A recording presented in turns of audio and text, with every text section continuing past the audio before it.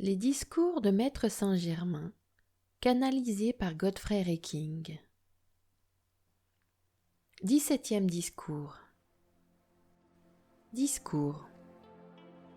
Quand vous serez suffisamment fort pour le supporter, nous vous donnerons sous une forme narrative spéciale une explication étonnante de l'usage correct ou incorrect de la puissante présence Ayam.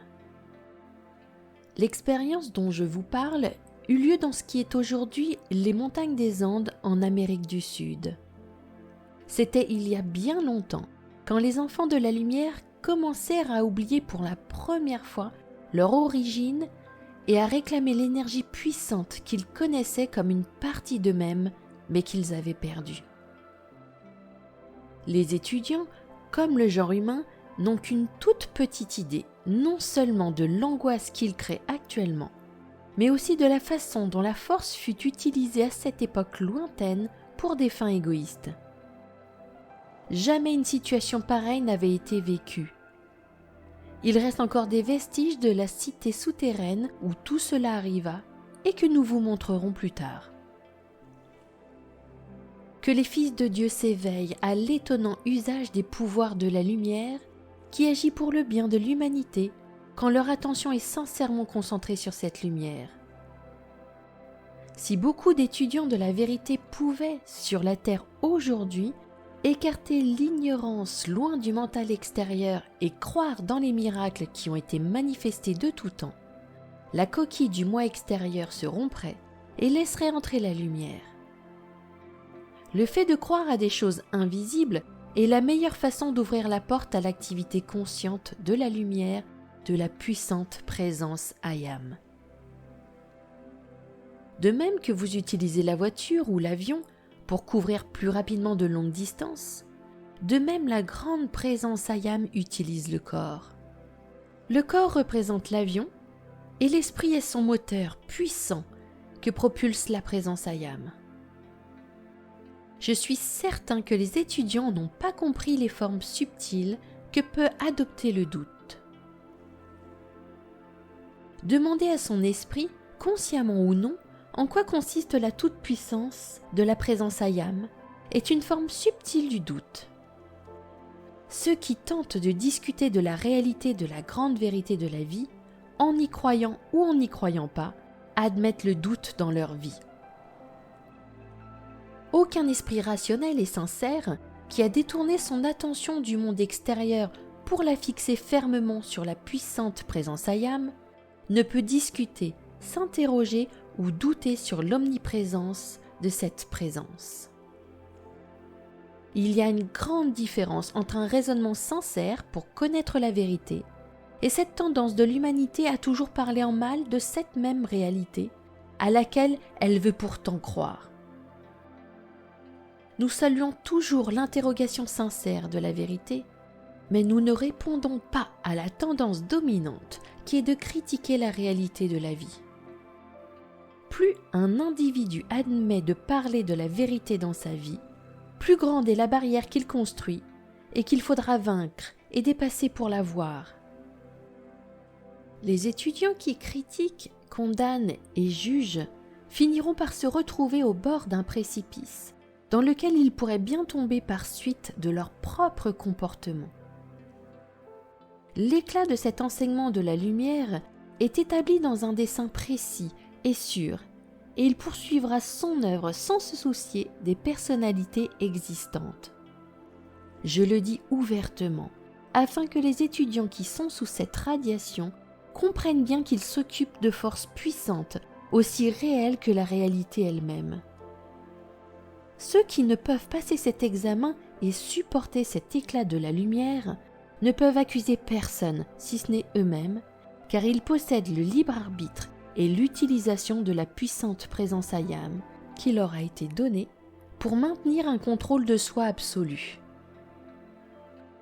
Quand vous serez assez imprudent pour tenter de discuter de la vérité sacrée qui vous a été donnée pour votre propre liberté et pour votre usage avec ceux qui ne peuvent s'approcher d'elle, vous vous enfoncerez dans les eaux profondes du doute et de l'interrogation. Dans le passé, les étudiants qui se retiraient dans les retraites de la fraternité pour recevoir l'instruction n'avaient pas la permission de discuter de la vérité entre eux. Ils appliquaient seulement silencieusement l'instruction donnée par le maître et étaient ainsi certains du résultat escompté. En écoutant la critique, les jugements et les doutes des autres, les étudiants sont comme lapidés en pleine rue. S'ils entraient seulement dans la présence, chaque demande, chaque problème disparaîtrait comme le brouillard disparaît chaque matin avant même que la lumière du soleil n'éclate devant lui. Je suis certain que les étudiants sont suffisamment forts pour entendre cette vérité et utiliser maintenant la force de la présence Ayam afin de gouverner et de contrôler leur monde extérieur et afin de recevoir la complète et parfaite présence, son amour, sa sagesse et son pouvoir, et l'opulence qui les rend capables de penser, de sentir et de vivre la vérité de la lumière et qui leur a donné le désir d'atteindre cette vérité. Je désire également dire clairement aux étudiants que la baguette de feu qui a été placée dans leur conscience leur a été donnée par leurs frères ou par leurs sœurs, c'est-à-dire par des messagers de ceux qui ont connu, expérimenté et donné des preuves de cette loi pendant des siècles. Ces grands êtres dans lesquels vous fixez votre attention ne sont ni un mythe, ni une production de l'imagination. Ce sont des êtres aimants, sages, vivants, qui possèdent un pouvoir qu'ils peuvent utiliser et diriger à discrétion, ce qui est inconcevable pour un mental limité. Par le passé, les étudiants disposaient d'un temps quasiment illimité pour décider soit d'agir dans la lumière, soit d'errer dans l'ignorance de leur présence, de son puissant pouvoir. Les cycles cosmiques ont changé de nombreuses fois, et le moment est venu où les fils de Dieu doivent maintenant faire leur choix final et décider qui ils veulent servir. Jamais auparavant dans l'histoire du monde n'ont été données autant d'opportunités et d'assistance aux fils de la terre afin qu'ils puissent envisager la splendeur du soleil de la lumière éternelle de Dieu et qu'ils cheminent sérieusement et sans crainte dans cette splendeur radiante, libre pour toujours de toute limitation, vivant dans l'abondance de cette lumière qui les enveloppe d'un manteau de paix et de repos. Si quelqu'un ne peut pas ressentir dans son cœur la vérité de ces instructions amenées jusqu'à vous comme une fontaine d'or, il ne devrait pas pour autant décourager quelqu'un de s'approcher de cette lumière que lui peut recevoir. Au demeurant, dans la plénitude du grand amour de mon être, je donne pour tous la vérité pleine et entière pour que sa splendeur soit cause de la compréhension du oser, faire et se taire de la tradition des âges.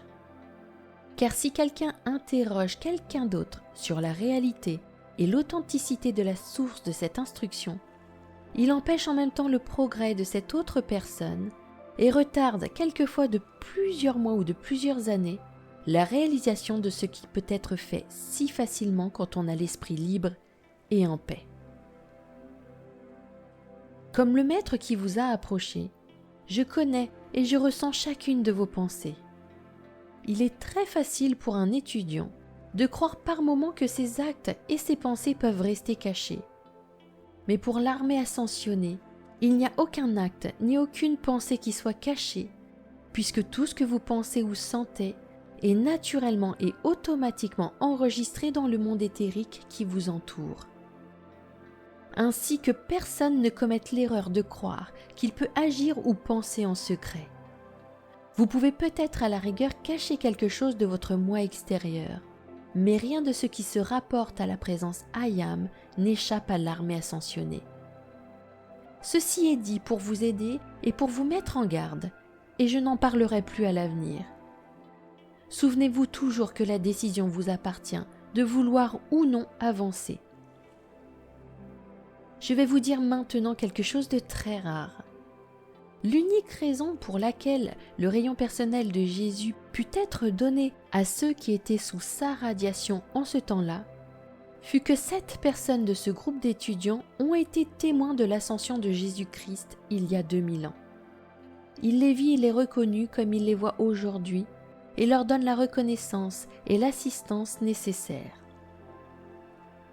De la même manière que cette splendeur arrive à vous, chers amis, elle arrive au cœur de ceux qui peuvent recevoir la présence. Grâce à cette radiation, beaucoup de ceux qui ont un amour très profond pour Jésus seront éveillés à la présence de Dieu en eux. Ensemble, à l'époque de l'année où l'attention est gagnée le plus facilement, Jésus et l'armée ascensionnée déploient sur l'humanité leur manteau d'amour, de paix et de lumière. Il vous paraît incroyable que les maîtres ascensionnés aient des voies de circulation sur la terre pour aller partout et dans toutes les directions, comme vous disposez vous-même d'autoroutes pour aller en voiture d'un endroit à l'autre. Si vous connaissiez la structure atomique de la Terre et que vous la compreniez, vous ne trouveriez pas cela tellement incroyable. Ces grands êtres qui ont assisté au progrès de l'humanité depuis le début n'ont qu'à faire usage de certains rayons pour se déplacer au travers de la Terre, aussi facilement que vous pouvez nager dans l'eau. Une différence cependant, ils laissent une ouverture derrière eux, alors que l'eau se referme derrière vous et que le chemin disparaît. Ces mêmes grands êtres font briller pour l'humanité les chemins vers la lumière. Ces chemins persistent pour que les enfants de moindre lumière puissent toujours les trouver et les suivre. S'il leur arrive de commettre une erreur et de s'éloigner du chemin, la puissante présence Ayam les rappelle vers le pouvoir principal et les conduit à nouveau jusqu'à ce qu'ils redeviennent des porteurs de torches et qu'ils illuminent à leur tour le chemin pour ceux qui suivront. Ayam, je suis la puissante présence qui jamais ne s'impatiente ou ne se décourage. Quand les fils de la terre tournent le dos à la lumière pendant de longues périodes pour jouir de leur activité sensorielle jusqu'au jour où elles leur paraissent repoussantes et où, dans un ultime élan et avec un ultime courage, ils crient « Dieu, sauve-moi ». Je ne peux que sourire quand je vois les hommes penser que « Ayam, je suis un vieux râleur », mais je dois pourtant dire les vérités qui existent et dont vous pourrez tirer profit. Quand vous connaîtrez mieux cette présence, jamais vous ne considérez plus qu'elle puisse être vieille ou qu'elle puisse râler. En faisant sans arrêt des demandes, vous empêchez les portes de l'instruction de s'ouvrir complètement. Les rayons naturels seront permanents sur la terre et seront réunis en son centre quand le désir de l'humanité pour atteindre la lumière sera purifié, et cela rendra permanente l'activité protectrice de la lumière. Le globe terrestre est composé de terre, d'eau et d'air. Les rayons sont le feu cosmique qui pénètre les 3 éléments. Les rayons passent au travers de la terre et s'y croisent, s'entrelacent et s'adoucissent pour former la splendeur lumineuse qui est créée quand la lumière en activité est ainsi concentrée. Un rayon entre dans l'écorce terrestre au sud du centre du désert de Gobi, un autre juste à l'ouest du lac Titicaca dans les Andes. C'est le plus grand lac de l'Amérique du Sud et cet endroit a été d'une grande importance pour la Terre dans les siècles passés. Ce sont là les 2 points les plus intenses de la lumière pour la Terre. Durant chaque cycle cosmique, une activité cosmique se déclenche contre laquelle personne ne peut interférer. Les grandes lois cosmiques sont exactes jusque dans les moindres détails. L'échec ou l'accident n'ont rien à voir avec elles. Il n'y a rien de plus important dans le monde que la grande présence Ayam. Prenez garde de toujours gouverner vos sentiments si vous ne voulez pas avoir de mauvaises surprises un jour. Si quelque chose vous arrive, à vous qui connaissez la loi, et que cela vous décourage, tournez-vous aussitôt vers votre présence toute puissante et demandez-lui ce que vous devez faire. Si vous restez fixé sur le découragement, même un tremblement de terre ne pourra pas vous en sortir. Décrétez. Cette résistance doit céder le pas. La vue et l'ouïe parfaite doivent se manifester. Prenez la ferme attitude que « I am », je suis la présence de ma vue parfaite et de mon audition parfaite pour guérir. Chacun devrait utiliser souvent le décret « I am », je suis la vue et l'audition parfaite. Les contes des 1001 nuits ont été inspirés par les maîtres qui les donnèrent comme une vérité voilée à l'humanité, et ceux qui ont foi en eux recevront de merveilleuses manifestations. Avant que ces manifestations ne se produisent, vous devez préserver cette foi pour surfer sur la vague jusqu'à ce que nous puissions manifester cette réalité, car la foi est le pouvoir protecteur qui, maintenu en activité, devient la réalité. Quand vous entrez pleinement dans son action, vous éprouvez toujours deux activités de la loi. D'abord la condensation ou la précipitation. Ensuite, la transformation en éther, l'éthérialisation. Obéissez à la loi avec sérénité et ne donnez aucune autorité ni au temps, ni au lieu, ni aux événements. Le mental extérieur doit être maintenu calme et la volonté extérieure et intérieure doivent être une seule volonté. Plus vous maintiendrez fermement votre attention sur eux, et plus les mécanismes intérieurs de ces opérations vous seront révélés pour que vous puissiez les utiliser consciemment.